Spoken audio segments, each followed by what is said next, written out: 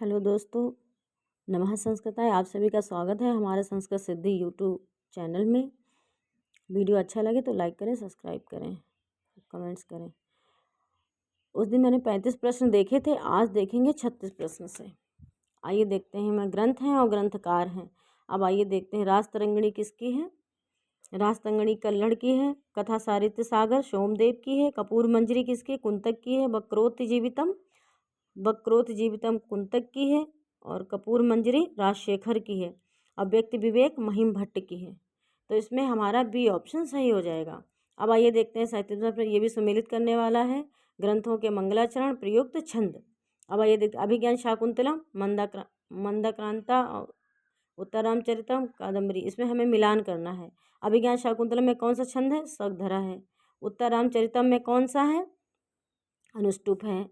कादम्बरी में कौन सा है? कादम्बरी में वंशस्थ है। मेघदूत में कौन सा है? मंदाक्रांता है, फर्स्ट वाला। तो इसमें हमारा डी ऑप्शन सही हो जाएगा। मिलान कर लेंगे तो डी ऑप्शन सही। अब देखते हैं 38वां प्रश्न। कर्ण का आश्रम किस नदी के किनारे है? ए गौतमी नदी, बी मालिनी नदी, सी क्षिप्रा नदी, डी सरयू नदी। तो कर्ण ऋषि का आश्रम मालिनी नदी के तट पर था। तो हमारा ये ऑप्शन सही हो जाएगा, डी बी ऑप्शन सही हो जाएगा। अब आइए देखते हैं 39वां प्रश्न। ये सारे प्रश्न हमारे टीजीटी पीजीटी सभी परीक्षाओं के लिए बहुत इंपॉर्टेंट है और सारे पूछे गए हुए प्रश्न हैं। सारे ही पूछे जाते हैं ये प्रश्न, सारे ही पूछने वाले हैं। कवि और, ये भी मिलान करने वाला है। कवि और प्रसिद्धियाँ। ए कालिदास, कालिदास की प्रसिद्धि कौन सी है? कालिदास की प्रसिद्धि है उपमा। भारवी की प्रसिद्धि है अर्थगौरवम। भभूति की प्रसिद्धि है करुण रस। माघ की प्रसिद्धि है उपमा, अर्थगौरवम, बदलालित्यम। और त्रिविक्रम भट्ट की श्लेष प्रधान शैली। तो हम पहले का कौन सा देखेंगे? 3। पहले का 3 किस में है? इसी में है। इसमें भी है लेकिन ये नहीं होगा क्योंकि दूसरे का मिला लो। भारवी का पहला, इसमें भी पहला है। तीसरे का मिला लेते हैं। भभूति का क्या हो जाएगा? करुण रस। तो इसमें हमारा ये, इसमें सही, तो पहले हमारा सही हो जाएगा। अब आइए देखते हैं 40वां प्रश्न। शिखरणी कवि तथा वश्यवाक या उपाधि है? ए भर्तहरि की, बी भभूति की, सी भारवी की, डी भास की। तो ये हमारी भभूति की उपाधियाँ हैं। शिखरणी कवि और वश्यवाक भभूति की उपाधियाँ हैं। अब आइए देखते हैं 41वां प्रश्न सुमेलित करने वाला है। कवि और निवास स्थान। बाणभट्ट का निवास स्थान है प्रीतिकूट। भारवी का निवास स्थान है अचलपुर। कल्हड़ का निवास स्थान है कश्मीर। राजशेखर का निवास स्थान है महाराष्ट्र। तो पहले का दूसरा देखते हैं। पहले का दूसरा इसमें भी है, इसमें भी है, तो हमारा डी ऑप्शन सही होता है क्योंकि दूसरे का भी एक है। दूसरे का भी एक है, दोनों में सेम सेम मिल रहे हैं, पहले में और लास्ट में। तो हम देखते हैं तीसरे का, कल्हड़ का 4। तो कल्हड़ का चौथा होगा तो हमारा डी ऑप्शन सही हो जाएगा। ये वाला कट हो जाएगा। और 42वां प्रश्न देखते हैं। चित्रभानु राज देवी के पुत्र थे। चित्रभानु जो थे वो राज देवी के पुत्र थे। चित्रभानु जो थे वो राज देवी के पुत्र थे। चित्रभानु और राज देवी के पुत्र हैं। कौन है पुत्र? ए कालिदास, बी भारवी, सी भभूति, डी बाणभट्ट। तो इसमें हमारा डी ऑप्शन सही हो जाए। चित्रभानु राज देवी के पुत्र कौन है? बाणभट्ट हैं। 43वां प्रश्न। बालकः अस्मिन् पश्यन्ति, किसका वाच्य परिवर्तन होगा? ये बालकय वयम दृश्यन्ते, बालकय अस्मान् दृश्य, बालकय वयम दृश्यावहे, बालकय वयम दृश्यामहे। तो इसमें हमारा डी ऑप्शन सही हो जाए। बालका वयम दृश्यामहे। तो डी ऑप्शन हमारा सही हो जाए। अब देखते हैं 44वां प्रश्न से। ये हमारे सारे प्रश्न टीजीटी पीजीटी में आए हुए प्रश्न हैं और जीआईसी सब में पूछे जाते हैं। ये सारे प्रश्न बहुत इंपॉर्टेंट हैं। इसमें भी मिलान करने वाला है। 44वां जो प्रश्न है मिलान करने वाला है। आइए देखते हैं। समासिक पद और समास का नाम। घनश्याम में कर्मधारय समास है। चोर भयम में पंचमी तत्पुरुष समास है। प्रत्यार्थम में अव्ययी भाव है। वीणा पाणी में बहुब्रीहि समास है। तो इसमें हमारा मिलान कर लेंगे किसमें क्या है, तो उसमें हमारा सी ऑप्शन सही हो जाएगा। अब देखते हैं 45वां प्रश्न। ब्रह्म मुहूर्त मिव कलयुग ग्रहित विग्रह इव च धर्म, इस पंक्ति में अलंकार है। ए उपमा अलंकार, बी उत्प्रेक्षा अलंकार, सी रूपक अलंकार, डी निदर्शना अलंकार। तो इसमें हमारा बी ऑप्शन सही हो जाएगा, उत्प्रेक्षा अलंकार है। 46वां प्रश्न देखते हैं। शतक उत्तेष्ठु रतनया रोप्या स्वदेश मैसी निशीत, यह अनिशीत में लकार है। लंग लकार, बी लुंग, सी लोट लकार, डी लुट। तो इसमें हमारा बी लुंग लकार हो जाएगा, बी ऑप्शन सही हो जाएगा। 47वां प्रश्न देखते हैं। महादेव मूर्तावपि गदा मुँह तुलत, यहाँ लेखांकित पद में विभक्ति है।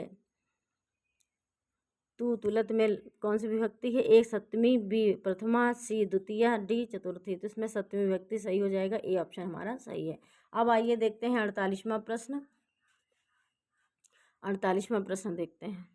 काव्य प्रकाश के अलंकार की संख्या है। ए 67, बी 70 अलंकार है, सी 4 अलंकार है, डी 65 अलंकार है। तो इसमें हमारा 70 अलंकार है और 67 अलंकार है, ए ऑप्शन हमारा सही हो जाएगा, 67 वाला।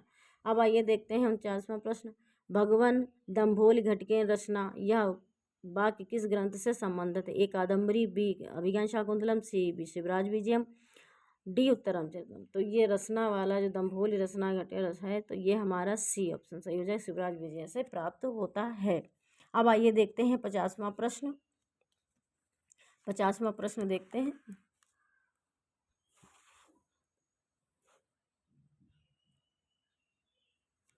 ये मिलान करने वाला है कवि और माता, कवि उनकी माता।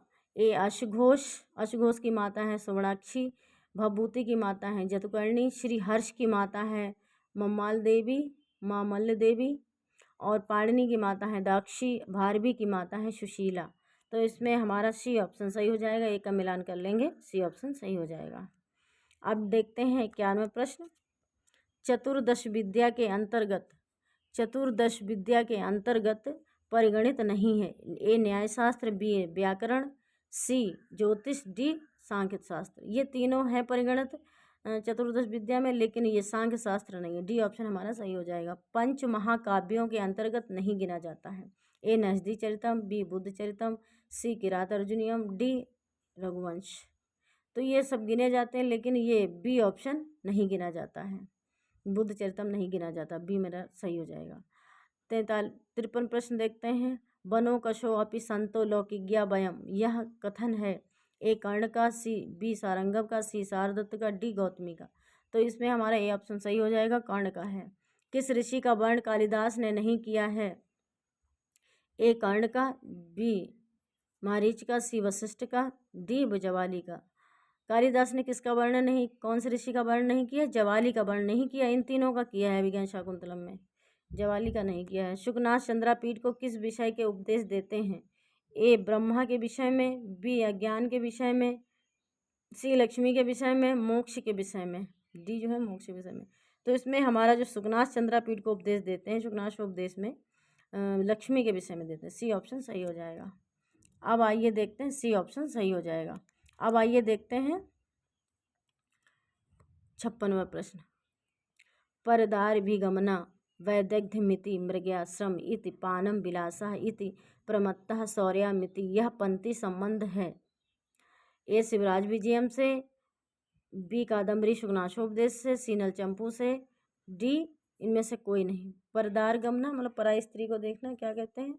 ये कहाँ से पंक्ति ली गई है? ये कादम्बरी से ली गई है, राजाओं के लिए कहा गया है, कादम्बरी शुकनाशोपदेश से ली गई है, हमारा बी ऑप्शन सही हो जाएगा। अब आइए देखते हैं 57वां प्रश्न। 57वां प्रश्न देखते हैं। 97वें प्रश्न देखते हैं। एको रसा करुण एवं निमित्त भेदात भभूति की उक्ति में छंद है। ए इंद्रवर्जा, बी उपेंद्र वर्जा, सी बसंतलिका, डी उपजाति। इसमें बसंतलिका छंद है, उपजाति इव आया ना, ओ एको रसा करुण एवं निमित्त भेदात, तो इसमें बसंतलिका छंद हो जाएगा एव की वजह से, बसंतलिका छंद। स्नेह दया चा सौख्यम चा यदि वा जानकी मपि राम का, यह कथन उत्तर रामचरितम के किस अंक में है? ए प्रथम अंक में, बी द्वितीय अंक में, सी तृतीय अंक में, डी षष्ठ अंक में। तो ये राम का जो कथन है वो प्रथम अंक में है, अब आइए देखते हैं 59 प्रश्न। भर्तृहरि के अनुसार मूर्ख को प्रसन्न नहीं किया जा सकता है, किंतु यह किया जा सकता है। क्या किया जा सकता है? ए, बालू से तेल निकाले जा सकते हैं, खरगोश के सिर से सींग प्राप्त हो सकती हैं, मगर के मुख से मणि निकाल सकते हैं। उपयुक्त तीनों सही हैं। ये इसमें तीनों सही हैं, तीनों काम हो सकते हैं, लेकिन मूर्ख के चित्त को प्रसन्न नहीं किया जा सकता है। अब ये देखते हैं भर्तृहरि साहित्य संगीत एक कला से विहीन व्यक्ति को क्या कहते हैं? ए, राक्षस, बी, दानव, सी, महामानुष, डी, साक्षात पशु। तो उन्होंने संगीत कला विहीन के साक्षात मनुष्य को साक्षात पशु कहा है। सी, डी ऑप्शन हमारा सही हो जाएगा। अब आइए देखते हैं 61 प्रश्न। भर्तृहरि किस आभूषण को सर्वश्रेष्ठ मानते हैं जो कभी नहीं नष्ट होता है? ए, कयूर, बी, हार, सी, कुसुम, डी, बाणी। तो इसमें बाणी रूप आभूषण है जो कभी नष्ट नहीं होता है। अब देखते हैं 62वां प्रश्न। 62 प्रश्न। भर्तृहरि किसकी मैत्री को दिन के उत्तरार्ध के समान मानते हैं? ए, सज्जनों की, बी, दुर्जनों की, डी, मूर्खों की, सी, मूर्खों की, डी, देवताओं की। तो ए ऑप्शन हमारा सही हो जाएगा। सज्जनों की जो मित्रता है वो उत्तरार्ध की तरह है, दिन के उत्तरार्ध की तरह है। 63 प्रश्न देखते हैं। 63 प्रश्न देखते हैं। मनुष्य और कार्यार्थी किसकी परवाह नहीं करते हैं? ए, परलोक की, बी, पत्नी की, सी, सुख दुख की, डी, विद्या की। तो जो कार्यार्थी व्यक्ति होते हैं, कार्य करने वाले, वो सुख दुख की परवाह नहीं करते हैं और कार्य को शुरू करते हैं, पूर्ण कर डालते हैं, लेकिन सुख दुख नहीं देखते क्या उसमें विघ्न आएगी, क्या बाधा आएगी, लेकिन उन्हें कार्य पूर्ण करना है वो कर देते हैं। सी ऑप्शन हमारा सही हो जाएगी। 64 प्रश्न देखते हैं। मानुषीषु कथम व स्याद अस्य रूपस्य संभवः। इस पंक्ति में वर्ण है। ए, सीता का, बी, शकुंतला का, सी, लक्ष्मी का, डी, अनसुईया का। तो इसमें बी ऑप्शन हमारा सही हो जाएगा। शकुंतला का वर्ण है, कथम स्यात् या रूप संभवा। बी ऑप्शन हमारा सही हो जाएगा।